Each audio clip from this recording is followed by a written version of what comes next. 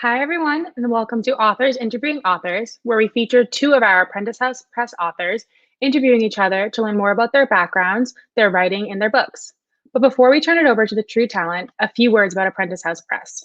We have two missions at Prentiss House. First, we publish great work by amazing authors, and we provide an incredible learning experience for undergraduates interested in editing, marketing, and design. Learn more and buy books at apprenticeshouse.com. Use code STREAM for 20% off all purchases. I'd now like to introduce our esteemed guests, Virginia Crawford and Prentiss Campbell. Virginia Crawford has worked as a teaching artist with the Maryland State Arts Council for more than 20 years. She's co-edited two anthologies, Poetry Baltimore, Poems About a City, now out of print, and Voices Fly, an anthology of exercises and poems from the Maryland State Art Council Artist in Residence program from City Lit Press. She earned degrees in creative writing from Emerson College, Boston, and the University of St. Andrews, Scotland. Her book, Touch, appeared in 2013 from Finishing Line Press. She lives and writes in Baltimore with her husband, their two teenagers, and a dog. Prentiss Campbell's fiction explores the way history, chance, work, and the people we love shape lives. Her debut novel, The Bowl with Gold Seams, received the National Indie Excellence Award for Historical Fiction. Campbell's new novel, Frieda Song, Prentiss House Press, May 2021, is inspired by renowned psychiatrist Frieda Rickman, who fled Nazi Germany in 1935 and spent the rest of her life working at the Chestnut Lodge Sanatorium in Maryland. Campbell's collection of stories, Contents Under Pressure, was nominated for the National Book Award. Her second collection, Known by Heart, appeared in 2020. Her short fiction has been recognized by the Pushcart Press. Campbell is a reviewer and columnist for the Washington Independent Review of Books and a contributing editor at the Fiction Writers Review. She practiced psychotherapy for many years. Now, Ellen and Virginia. Hello. Hey, hi, Virginia, and thank you, Sarah. Yes, thank you. That was great. Good evening, Ellen. Good to see you. And Virginia and I had the fun of talking a little bit yesterday, thinking about tonight. And, we've been brought together by Prentiss House Press. Thank you to the press for publishing both of our books.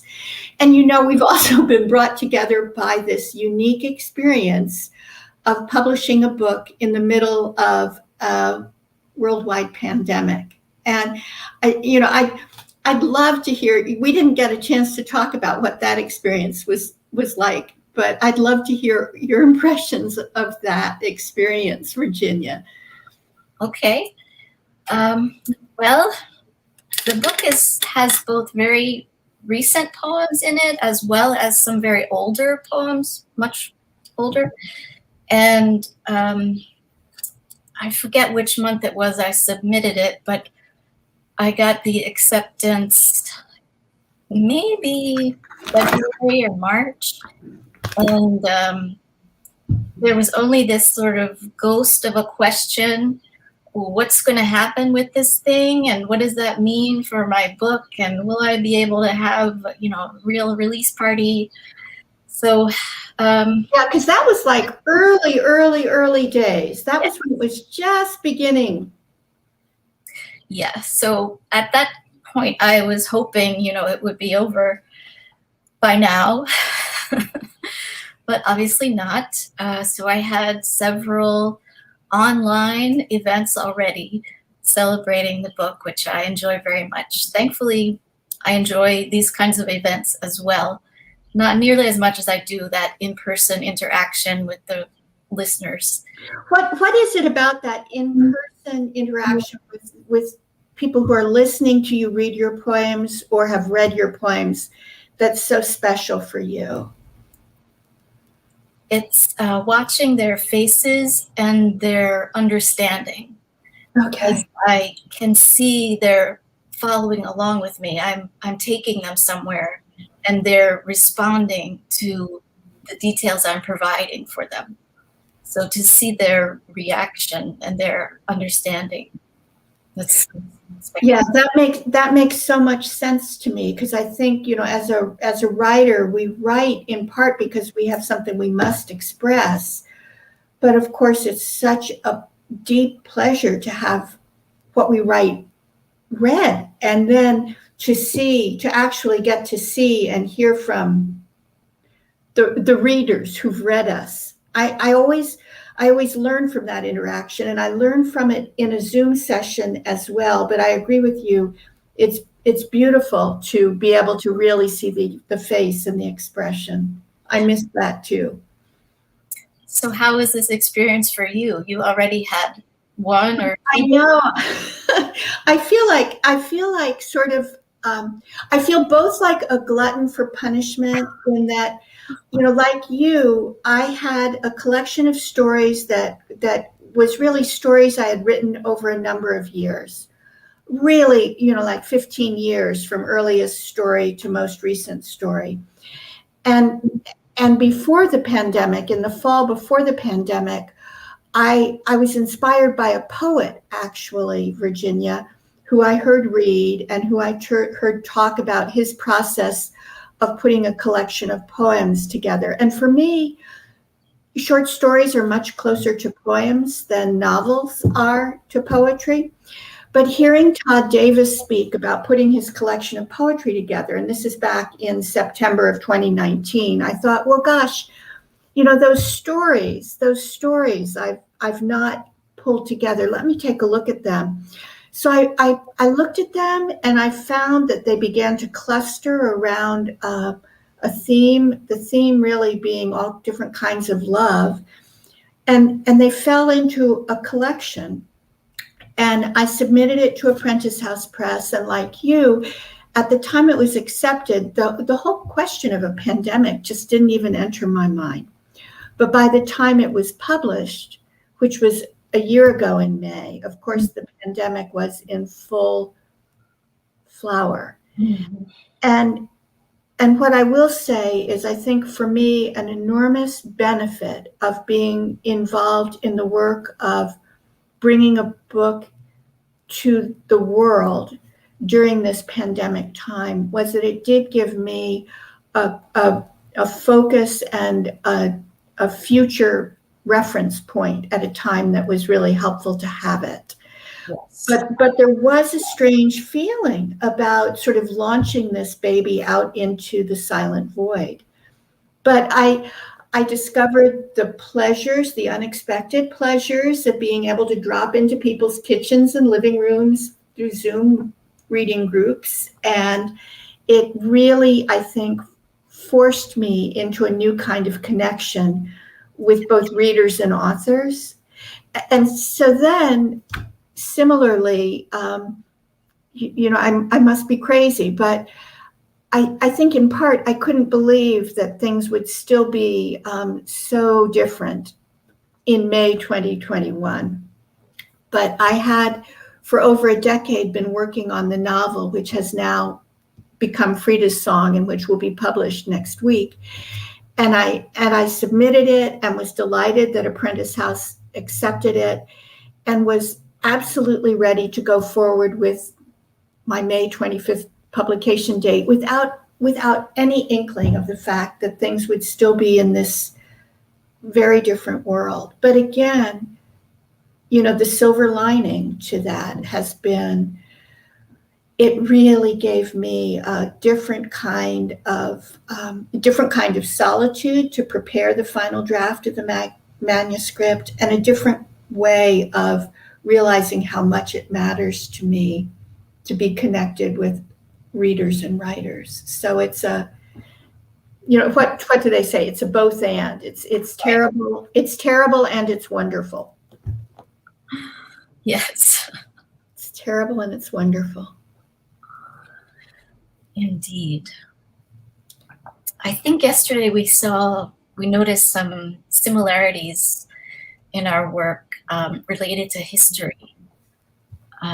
Both of us, I think, have written in response to, international events in the past. Which one do you think we should go to? Well, I know it was wonderful talking with you yesterday, and realizing that your response to historical events, both in the past and social justice issues now, really informs your poetry, and that in both of my novels, which are historical novels, they're deeply informed by historical events in and around World War II primarily, but others as well. And I was wondering if you'd want to start us off with reading a bit from one of your poems that has this kind of historical connection for you. Yes. It must have been a few years ago. I heard about a survivor from the Holocaust, and she was interviewed, and it was posted on YouTube. And I watched it, and I was completely entranced by her. She was just incredibly compelling and magnetizing. And I watched her interview multiple times, and I ended up writing this poem in response for her, and it's called How to Live, for Alice Hers Summers. Picture a woman 3 hours a day at her piano playing Chopin, Schubert, Schumann by heart. She is 108 years old. The skin of her eyelids, her hands is soft, alive. If you could cup her cheek in your palm, you'd be amazed how human she is. She says, music is food. Music makes us happy, and everything is a present. In 1942, a younger woman said goodbye to her 73-year-old mother deported to a camp. In the camp, a year later, with her husband and 5-year-old son, she fed her fellow inmates with the Chopin she'd memorized that motherless year. She gave them more than 100 concerts, transported them, she said, if only temporarily, from hell. Picture skeletal prisoners on folding chairs, energy from their dark eyes rising with music into the air. If we could photograph air, we'd see them rising with the sound, rising and drifting away. She and her son remained alive as long as she pleased her jailers, as long as she could return them to a self they recognized. She said, I look where it is good. I know about the bad, but I look at the good. She had no answer for her son's questions. Why do we have no food? What is a Jew? Instead, she laughed as she and her son slept for 2 years on the cold dirt. She said, where we can play, it can't be so bad. And if the child is near the mother and the mother smiles, the child smiles too. Remember, everything is a present. Another picture. She reclines on the grass. Her small son sits beside her. Somewhere beyond his shoulders, the sun shines. Both mother and son laughing. Ah, that's so profoundly moving. I was really moved by seeing her interview. She was just a tremendous human being, obviously. And then for you, being moved in that way translates into writing poetry. Yes. There's sometimes there's a kind of trigger, for lack of better word, when I can't really conceptualize, when my brain will just not absorb, accept. Oftentimes I go to poetry. I put it there, and somehow I sometimes get a better grasp on it. Putting it on the page in poetry, expressing it in poetry. Yeah. Has that been true for you for a long time? I think so. I think I've only recognized that relatively recently, but most likely, yes. Yeah, yeah. And that poem that you read also connects so closely with my novel Frieda's Song.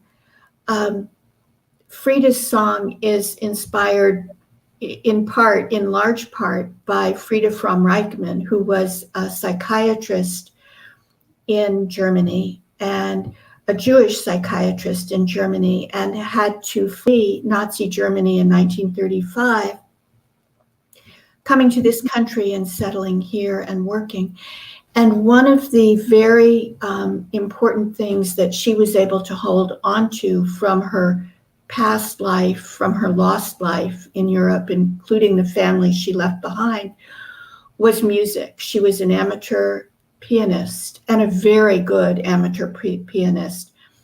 And she loved chamber music, and she loved Mendelssohn's Songs Without Words. And when she came to Maryland and began working here, and then ended up staying in her position at Chestnut Lodge for the rest of her life, she played Mendelssohn's Songs Without Words, both on her record player and on her piano, so often that the director of the hospital called one of the songs in the cycle of Songs Without Words Frieda's song. And so when in the process of completing my umpteenth version of this novel, inspired by Frieda, it was time to choose a title. I chose the title Frieda's Song, partly because music was so important to sustaining her, and also because there was a way in which I felt like her continuing to play that music exemplified this complicated connection to her former self. I mean, it reminds me of the line in your poem where you talk about the jailers recognizing their former selves in the music. And I think in a way, Mendelssohn's music did that for her. And so to call the novel Frieda's Song became an important part of that. And maybe I'll just read a really short passage that that might show a little bit of that connection to art that is still so important to her.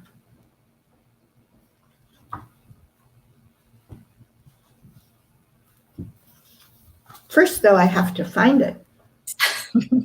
That's the trick. All my little pieces of paper. Let me just read this little bit. Oops.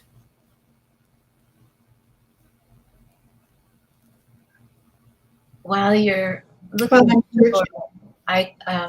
I'm seeing some wonderful messages from some of my friends here. Lalita and Sherry, thank you both so much for being here. It's really glad. I can't see you or anything, but it's great to know that you're here, close by. Oh, it does make you feel connected, doesn't it? Oh, that's great. So in this passage in the book, all you really need to know is that Frieda lives on the grounds of the psychiatric hospital where she works, where she really revolutionizes treatment. And at the time of this passage, which is 1938, she's been at the hospital working for several years. And her good friend, her former student, another German psychiatrist who's a refugee, and whose name is Gertrude Jakob, and Gertrude is also a painter, has come to live with Frieda, and it's morning. I come downstairs, enjoying the smell of eggs and toast and coffee. My spaniel leads me to the front door, eager to play fetch with the paper. He gums it up with his soft mouth and brings it to Gertrude. She rewards him with a bite of toast. I open the paper. Nietzsche says, "The man who does not lose his mind over certain things has no mind to lose." Gertrude, my hands tremble. I must tell her. I cannot protect her. A young German Jew exiled in Paris has killed a German official, and all through Germany and Austria, they are wreaking havoc on Jewish businesses, smashing windows, stealing and burning merchandise, burning synagogues and schools. A surgeon I know in Munich has been arrested for the crime of being Jewish. Gertrude and I hold each other. The phone rings. I do not answer. Morning light glints on the silver coffee pot I purchased, filling out my life again with domestic objects, deluded into believing in the security of belongings. The thick raspberry jam shines like a dark jewel, like clotted blood in the crystal dish. Crystal knocked, the paper calls it, the night of shattered glass. The phone rings again, insisting. And I'll stop there, but that's a passage that for me shows sort of the commonality in some of what you and I are doing, perhaps in terms of these triggers for responding and imagining and inhabiting another time and another person. And the way you use the small detail of the jam in the bowl is just spectacular. Connecting that across space through the blood. It's wonderful. Well, you and I were talking about how even though you're a poet and I'm a fiction writer, we're both very very sort of inspired by the senses, by sight and by sound and by smell even. I think that's true. And and that sort of leads me, if you will, Virginia, to thinking about the beautiful title of your book, Questions for Water. And I know it's the title poem in the collection.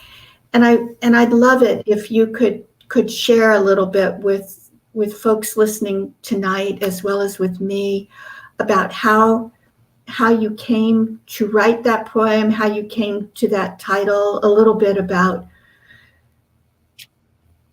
what's behind. Thank you, yes, for that question. Another poet friend of mine, Nefertiti, invited me to participate in an event at a gallery where she's a member of the Hamilton Gallery here in Baltimore.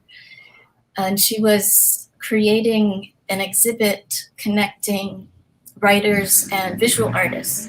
So she invited me to participate, and I got to go there to the gallery and look around at the various things that artists have brought to share.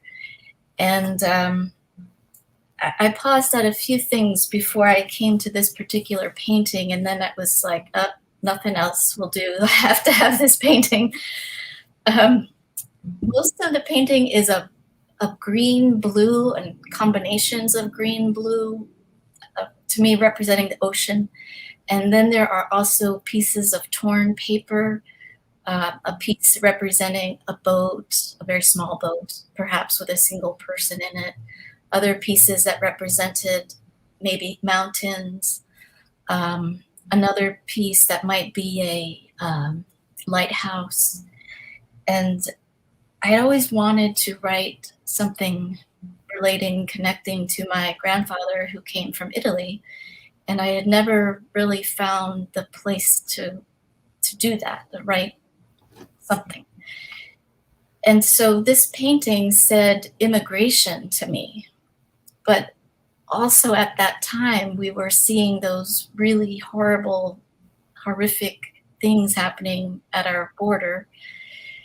And like other things, your brain just like, is this real? Like, is it really this horrible? Can people be doing such horrific things? Really, really? Yes.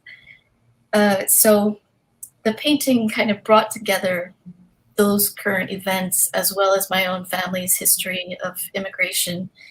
And it is quite a long poem, so I'll just read the first couple of pages for you. And then I'd be happy if anybody has questions, etc. Questions for water. It's a blue, green, white day, I tell my teenage daughter as we drive, trying to make conversation, hoping to hear what she thinks. Blue sky, green world, white clouds, I remind myself to be thankful. Quiet or music, whisper and roar, it's everywhere. The sound of the oarsman, a heartbeat, the child's cry. How is the sea green here, blue there?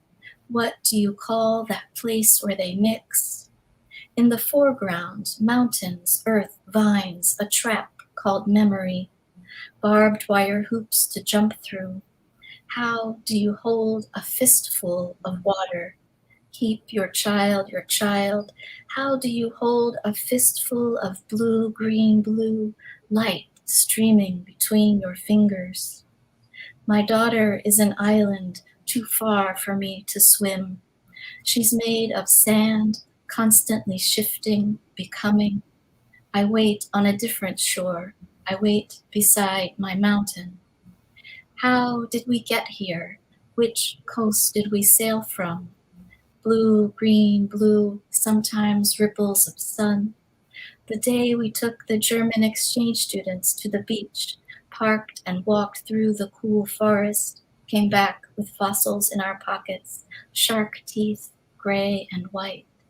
We were not far from where my grandmother grew up, where work is crabbing, picking. She eventually moved to Baltimore, sold vegetables to immigrants.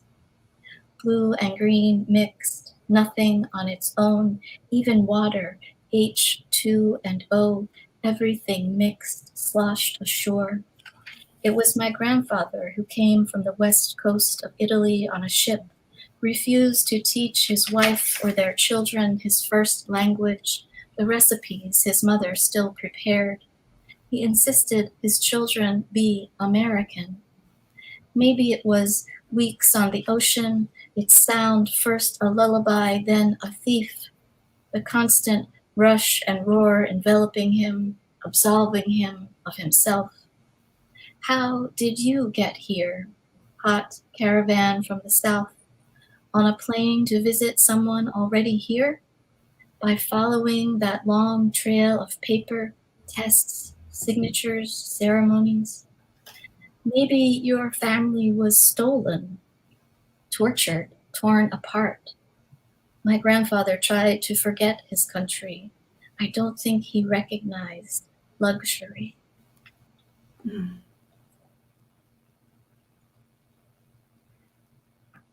I love the images of island and water, and to think of you being called by that painting in the gallery.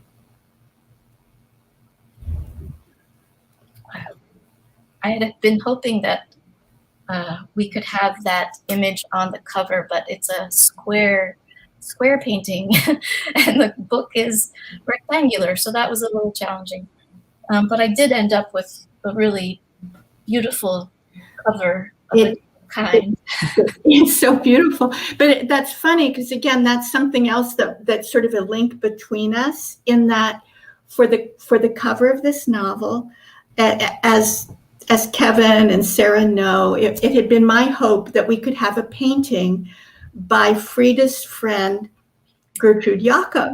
And there's not a whole lot of her stuff, but I found some. And Kevin and the press were diligent in trying to contact the New York Historical Society where these paintings were. But whether it was the pandemic or something else, they were not agreeable. But then like you, I'm so happy that I ended up with a beautiful cover for the book, which is actually a painting of chamber musicians, which seems perfect for Frieda's song. And it's a painting by a friend of mine who's an artist. So it's interesting how this search for the title and search for the painting is also something that we have in common. And another link is that just as you were inspired by that painting, square though it is, with the wire and the blue at the gallery to write the poem, the paintings at the Phillips in Washington, D.C., that collection has always spoken to me.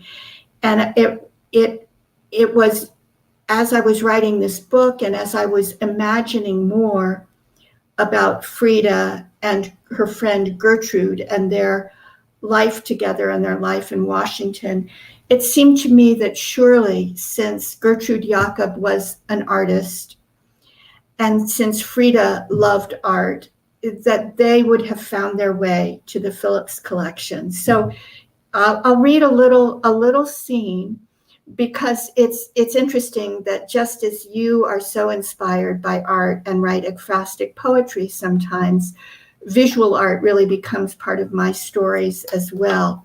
So this scene is one where Frieda and her dear friend Gertrude Jakob, who is an artist, are visiting the Phillips Gallery. And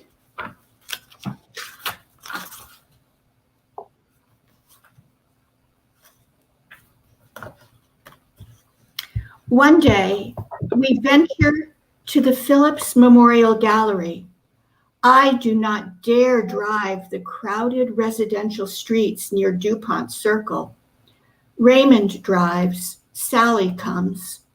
I am ashamed, but no longer surprised, that they choose not to enter the museum, although the Phillips family has opened the door to all. They go visit a cousin in the Negro neighborhood in Georgetown.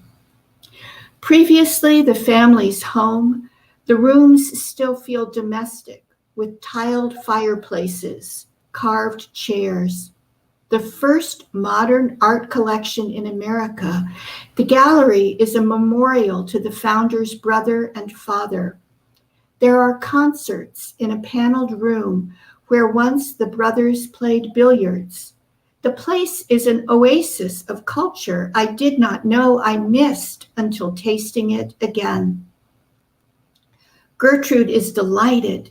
She says this collection is unique and arranged according to internal rules of color, shape, and form. She wanders ahead and calls out. I find her transfixed, flushed. Frieda, this iris is alive and opening right this moment, and the painter is a woman. Pattern of leaves. Georgia O'Keeffe, the small plaque reads, crenellated, folded leaves, blood red petals split with a yellow bolt. I dare not say it, even to Gertrude, but it reminds me of looking into the secret folded realm, the gate of the womb. Yes, this artist is a woman. Gertrude glows, absorbing it. She is right to insist we make these excursions. Art for dark times, she says. We must hold on to what is good and beautiful to get through. Remarkable, isn't it? A man's voice behind us. I have others of hers. Please follow me. Duncan Phillips himself. His eyes reflect pleasure in Gertrude's rapture. Mr. Phillips, this gallery, these paintings, her voice breaks. It means a great deal to me to have the collection appreciated. Gertrude is a painter herself, I say, like a proud mother. My wife Marjorie paints, he said. I learn from her about looking at a painting. Exactly so for me, I say. We introduce ourselves. Chestnut Lodge, he says quietly. A friend of mine was treated there. His expression is guarded. I sense his friend did not do well. Who might it have been? We take pride that we begin to attract Washington's best families. We do heal, but slowly, and not everyone. Success is never certain, despite my certainty that ours is the way, the best possible way. And so that's a bit of their visit to the gallery. And again, the way art both evokes dark times and gets us through dark times.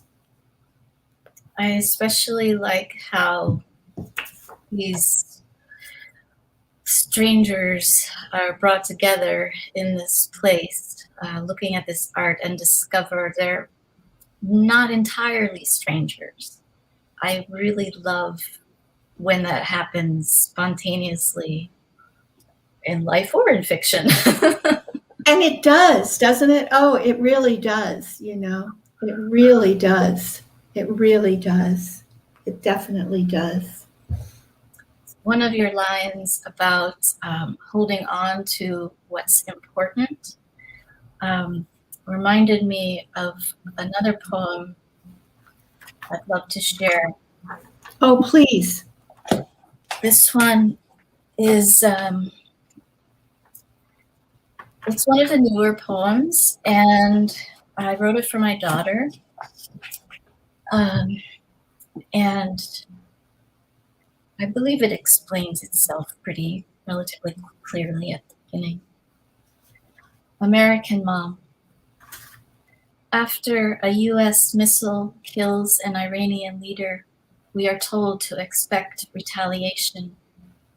Your brother is thankful he's 2 years shy of 18. I stop myself from saying wars last many years. Instead, I look at the map for the place our friends mentioned in Canada, if it comes to that. Of course, the route goes through that most beloved target, New York City, where you, my daughter, happen to be visiting a friend. Not knowing if I should, if I will alarm you, or if you will then ignore, I text, first asking how you're doing, working up to no one knows where or when, but Iran says it's going to start killing Americans. Please consider some places that might be safe if something happens. Just like that, it's 18 years ago. You were 6 months old. A student ran in saying a plane hit a tower. The radio told us a second tower. Authorities considering shutting down 95, which I used between your sitters in the college. I raced to get you, then home. I held you on the sofa in front of the TV where the planes flew through that bright blue Tuesday sky into the towers again and again and again.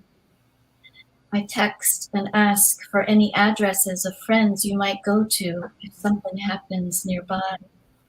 And I have to explain I'm on the sofa remembering everything covered in ash, humans covered in ash, humans running anywhere away, news that phones were jammed, all the people who couldn't find their people. Then papers posted to walls, often with pictures. Have you seen? Then lists and lists of names. I never want to not be able to find you. If I have addresses, if I can't reach you, hopefully I could see on a map that you're staying safely blocks and blocks and miles away from where it happened. You send your friend's address. I darn your wool sweater in my lap.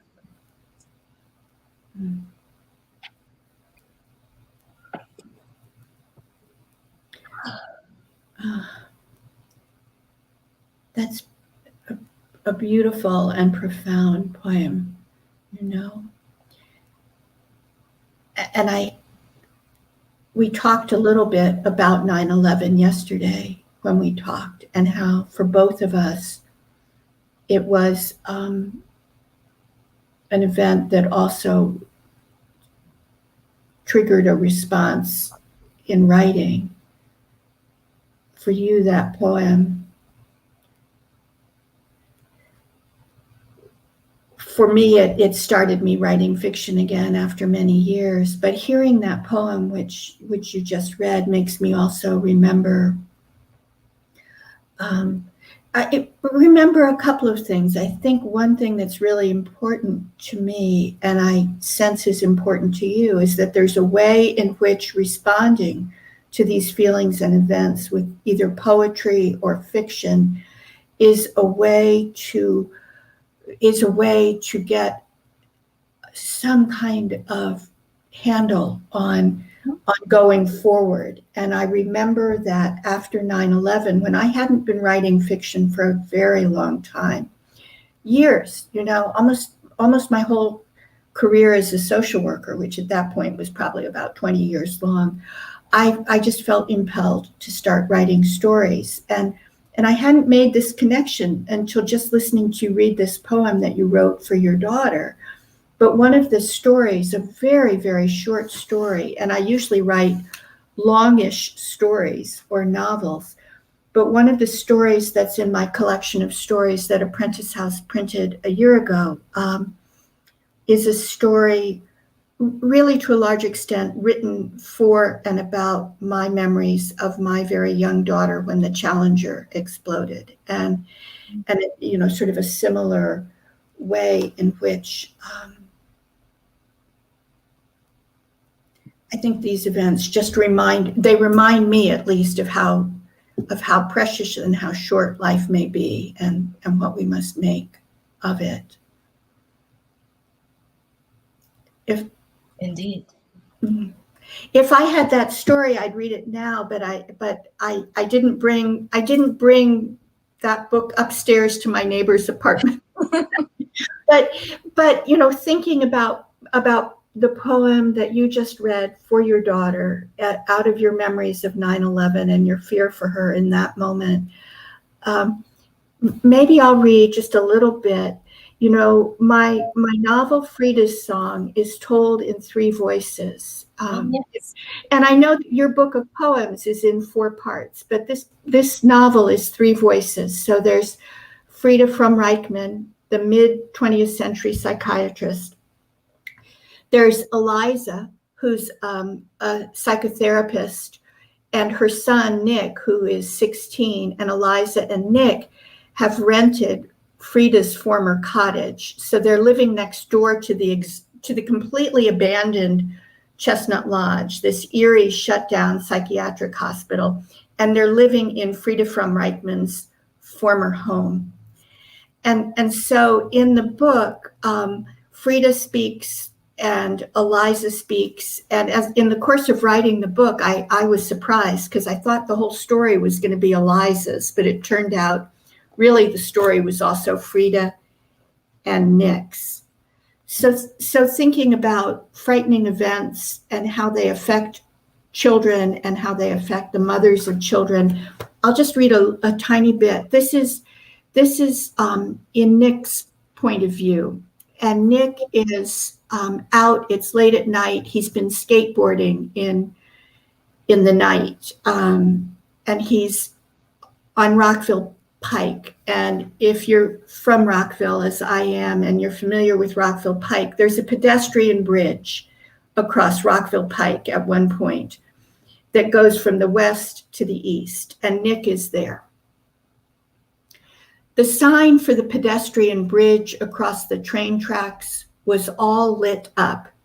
The Peace Bridge, winner of the naming contest at school. The girl who thought it up stood near him in chorus, pale but pretty. But in a way, she was right.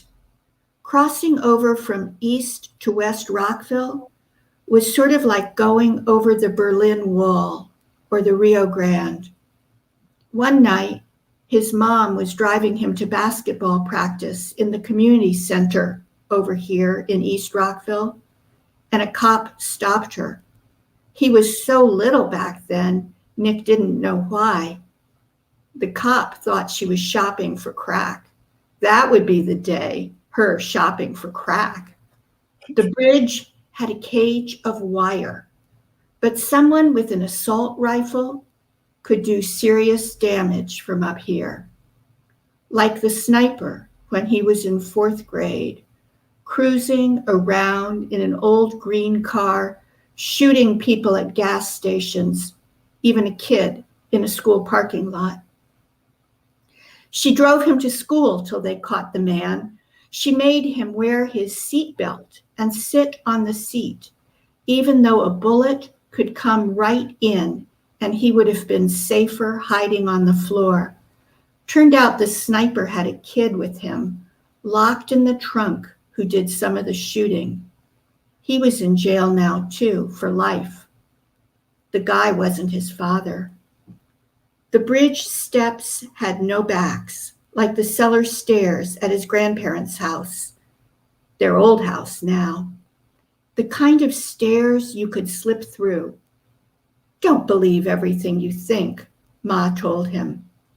But look at the people who get their feet trapped by shoelaces on Metro and have to have their legs amputated. Things happen. And so that's Nick. Mm. And remembering the sniper. Yeah, that was And the way that world events hit us. indeed, they do. Yes, I remember that. Yeah. Oh, I recently learned that a woman in a book group I go to, she might even be on here right now. Oh, how wonderful. Her husband was one of the police officers who first recognized the car and the man and put. Oh, my word. Oh, my word. Yeah. Yeah. Well, it's interesting, isn't it? We talked a little bit about when we're writing how we're listening to those internal voices, and it's amazing how those voices sort of come up out of the past events and come through characters. Yes. I think we mentioned also the idea of listening. It's so important. Yeah, that's a big part of writing, I feel.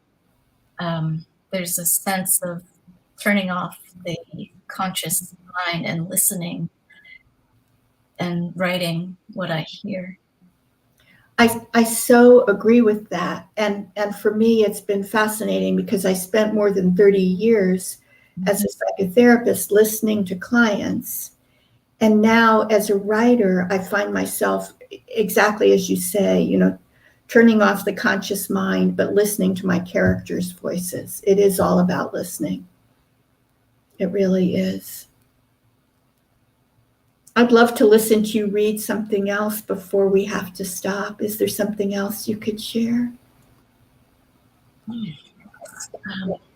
Yes, I'm torn between another long one that has a lot of catastrophes in it, or perhaps something not as catastrophic.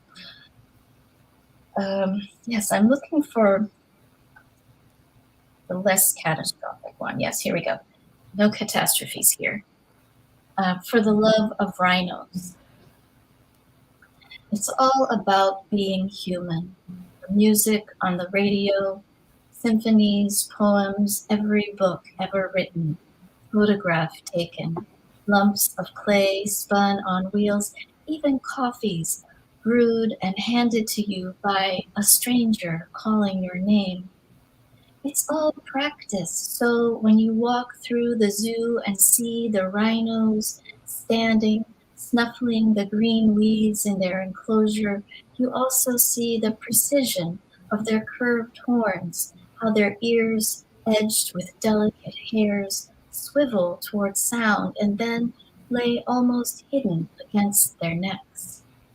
Look at the lashes around their prehistoric eyes, the softness in their gray skin enclosing those impossible bodies, all the layers of loneliness and earth dust. Oh, I love that. And the thought of the loneliness in those fierce rhinos. Yeah, I love rhinos. And that You must be among the few. I can't explain it. I just find them very spectacularly fascinating. And that one actually did come from taking my children to the zoo so many times when they were young, and always, where are the rhinos? You know, that's me. I want to see the rhinos. Oh, I love that. I love that. Yeah. Do we have any questions from the audience, or Kevin or Sarah?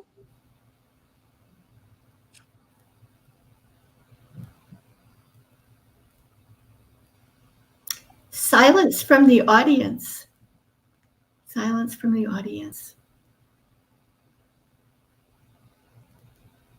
Do you know what you might write next?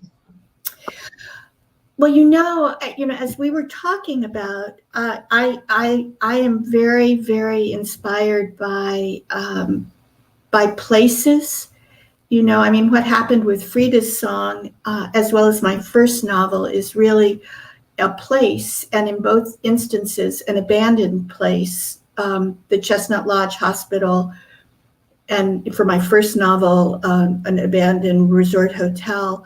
There's something about these ghostly places that's very evocative to me. So actually what I've started working on is another novel. I find it kind of hard to shift gears. I would love to be able, in this moment in time, sort of while I'm putting effort into producing the book, to write some more short stories, but they're really demanding, and I find I can't shift gears to write something as intense as a short story right now.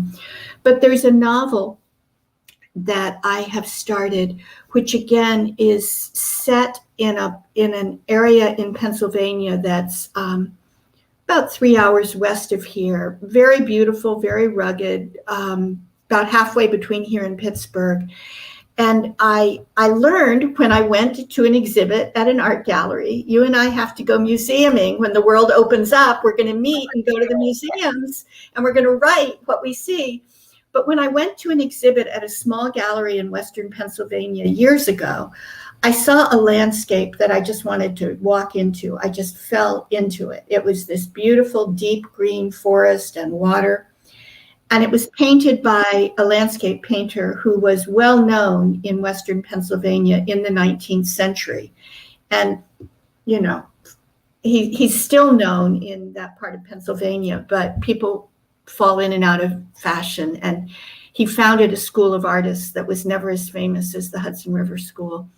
But years later, I saw more of his paintings and began to read about the school of artists that he founded, and began to read about his family. And for me, when I can find out a little, but there's a lot that's not known, that's like an invitation to start making things up.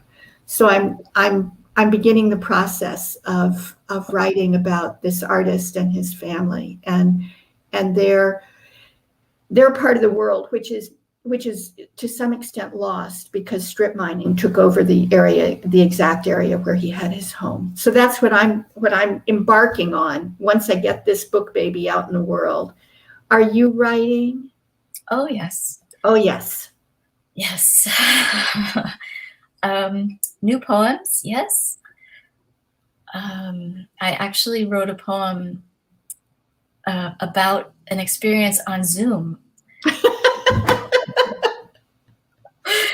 As very bizarre as it sounds, it was actually a death vigil for an uncle of my husband's, and it was one of the most touching things I've ever experienced, which really surprised me, given that it was over Zoom. But this uncle had gone to Mexico to stay with relatives there for a while, and he was dying, and so the relatives there were there for him, but they were masked. This was, very recently. And then there were this screens and screens of squares, family members' faces all over North America. And it was just so spectacular to hear their stories, their experiences with him that they had over his lifetime. We sang to him. It was fabulous. I mean, was there actually a Zoom room in his room so that if he was able to hear, he was hearing? Yeah, we could. Oh my gosh! Clearly, oh my gosh! Oh my gosh! It was tremendous. That is amazing. So very intimate, even though it was across continents. Yeah. Yeah. It was spectacular. Well, that sounds like a remarkable poem for this moment in time. I called it Death by Zoom. Yes.